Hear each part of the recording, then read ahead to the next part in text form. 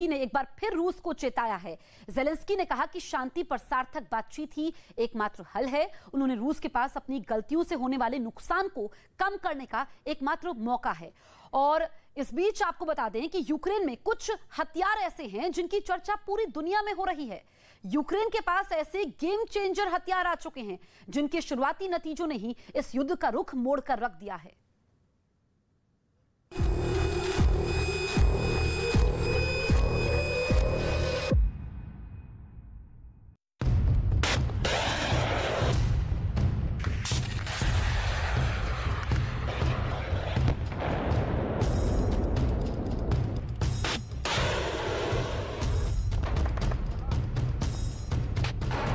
ये वो महाविनाशक है जो ज़ेलेंस्की के लिए गेम चेंजर बन गए।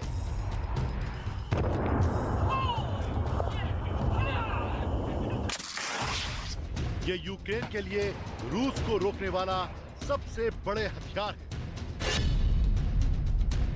Javelin, NLAW, 84, TB2 drone, stinger और S-300 एयर डिफेंस सिस्टम, ये ऐसे 6 हथियार हैं जिन्होंने यूक्रेन युद्ध का रुख पहले दिन से ही मोड़ दिया। रूस की चढ़ाई पर ब्रेक लगाने वाले इन हथियारों की चर्चा पूरी दुनिया में हो रही है।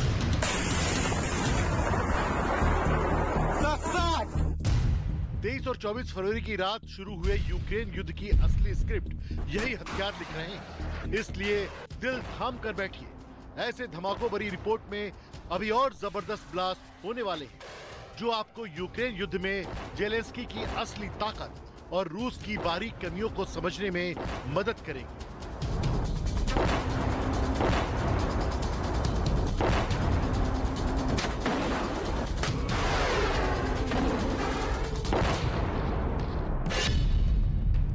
राजधानी कीव में पुतिन की सेना अभी तक क्यों नहीं घुस पाई है? खार्किव में रूसी सेना पर कहां ब्रेक लग चुका है? मरियुपोल में रूसी फौज क्यों जूझ रही है? इसे समझने के लिए आपको यूक्रेन की फायर पावर को समझना पड़ेगा। यूक्रेन भले ही रूस के मुकाबले 20% की ताकत रखता है, लेकिन पुतिन की फौज पर वो भारी पड़ रहा है। सबसे पहले देखिए वो ड्रोन जिसे रोकना रूस के लिए बहुत मुश्किल हो गया है।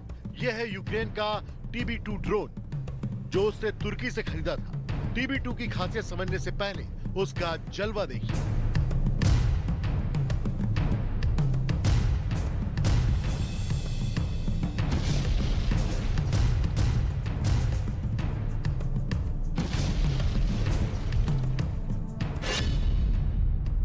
TB2 जिन्हें बेरे कतार ड्रोन भी कहा जाता है, ये 4 एंटी टैंक मिसाइल लेकर उड़ता है। 150 किलो तक वजन उठाने वाला TB2 ड्रोन 25,000 फीट की ऊंचाई तक 27 घंटे तक मंडरा सकता है।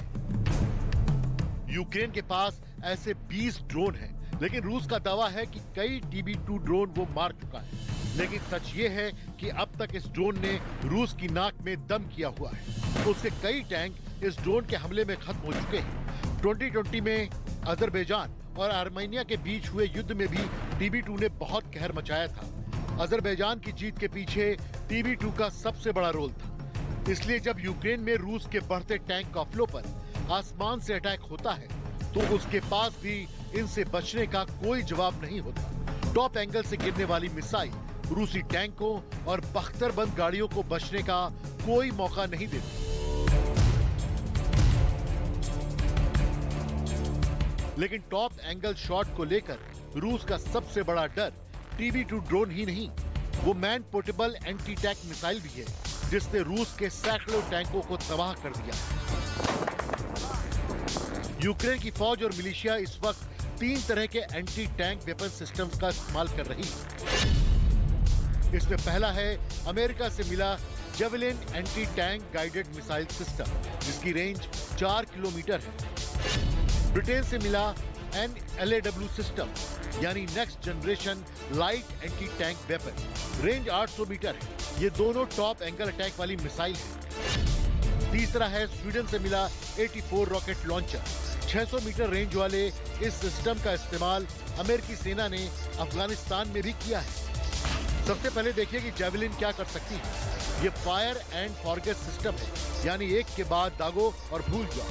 ये मिसाइल टैंक की टरेट यानी उस हिस्से पर ऊपर से वार करती है जो टैंक का सबसे नाजुक हिस्सा माना जाता है।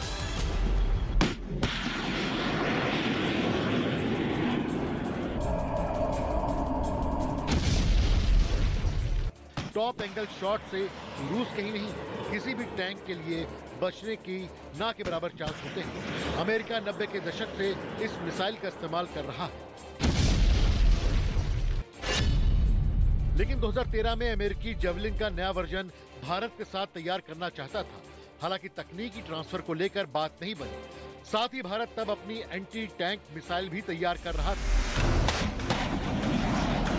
अब यूक्रेन में हुई जंग ने जेवलिन की किस्मत बदल दी है और अमेरिका को जल्द ही इस मिसाइल की दुनिया भर से ऑर्डर मिलने की उम्मीद है। अमेरिका ने जंग शुरू होते होते एस्टोनिया के जरिए यूक्रेन तक ऐसी सैकड़ों मिसाइल यूक्रेन पहुंचाई है, जबकि ऐसी 2000 और मिसाइल यूक्रेन को मिलने जा रही है।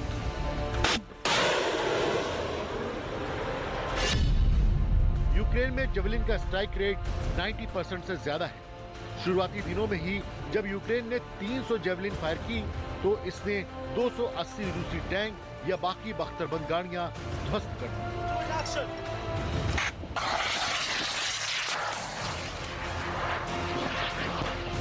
अब देखिए एक और एंटी टैंक मिसाइल जिसका नाम है NLAW यानी next generation light anti tank weapon. ये मिसाइल भी टॉप एंगल से अटैक करती है जब ये टारगेट से 1 मीटर की ऊंचाई पर होती है। यूक्रेन को ब्रिटेन से 3500 से ज्यादा NLAW मिसाइल सिस्टम मिले हैं। जर्मनी से यूक्रेन को 1000 एंटी टैंक हथियार मिले हैं। नॉर्वे ने 2000 दिए हैं। Sweden 5000 anti tank system Ukraine को दे रहा है। इनमें 84 एंटी टैंक लॉन्चर भी है और NLAW मिसाइल भी है।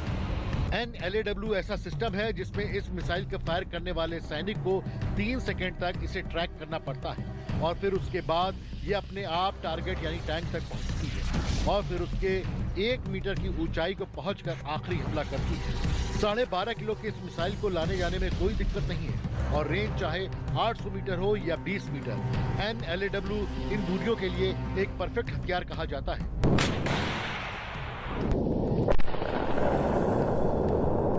NLAW ने रूस को यूक्रेन में बहुत ज्यादा नुकसान पहुंचाया है। अब रूसी रक्षा मंत्रालय ने एक वीडियो जारी किया जिसमें उसने यूक्रेन की फौज से बहुत सी एंटी टैंक मिसाइल बरामद की।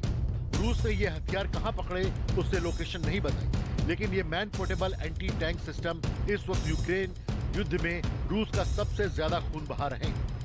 В ходе боя с украинскими националистами, военнослужащими вооруженных сил Российской Федерации, было захвачено большое количество вооружения западного производства. Среди них противотанковые ракетные комплексы «Джавелин», ручные противотанковые гранатометы, переносные зенитно-ракетные комплексы. Все оружие будет передано представителям Луганской и Донецкой народных республик. यूक्रेन के पास जो एंटी टैंक मिसाइल है, इन्होंने रूस की बख्तर वाली ताकत को पूरी तरह उधेड़ कर रख दिया। चाहे T-72 हो, T-80 हो या फिर T-90 टैंक, ये एंटी टैंक हथियार रूसी सेना की हर बख्तरबंद गाड़ी पर भारी पड़ रहे हैं। रूसी टैंक पावर की बैकबोन कहे जाने वाले ये तीनों टैंक और BMP जैसी कई इंफेंट्री फाइटिंग व्हीकल इस युद्ध में खिलौने की तरह तबाह कर दिए गए।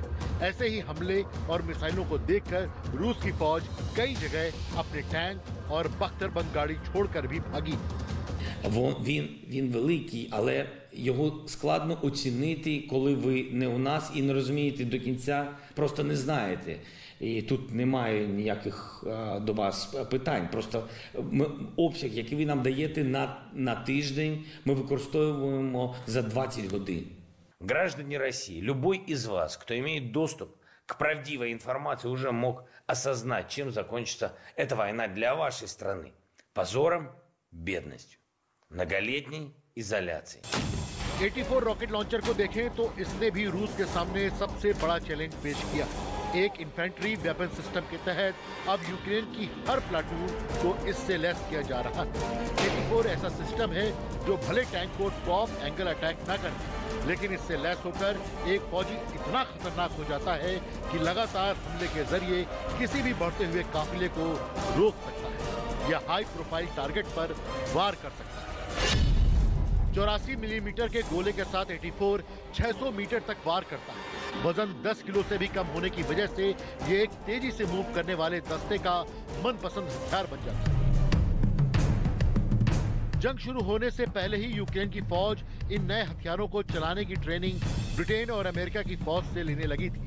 इस वजह से यूक्रेन की फौज पहले दिन से ही इन हथियारों के जरिए रूस की फौज को रोकने में कामयाब रही। यूक्रेन की एंटी टैंक मिसाइलों के हमले ऐसे हैं कि रूस के तबाह हुए टैंक कई जगह देखे जा सकते हैं, जिसकी टरेट उखड़ी हुई है, जिसमें 1 मीटर तक चौड़ा छेद बना हुआ है। कुछ टैंक और बख्तरबंद गाड़ियां ऐसी हैं जो पूरी तरह जले हुए कबाड़ में तब्दील हो चुकी है। ये तस्वीरें किसी भी टैंक पावर का हौसला तोड़ सकती है। रूस की टैंक शक्ति पूरी दुनिया में मशहूर है। ऐसा देश जिसके पास 12,000 से ज्यादा टैंक है, लेकिन यूक्रेन में इन मिसाइल हमलों के आगे कुछ खास नहीं कर पा रहे।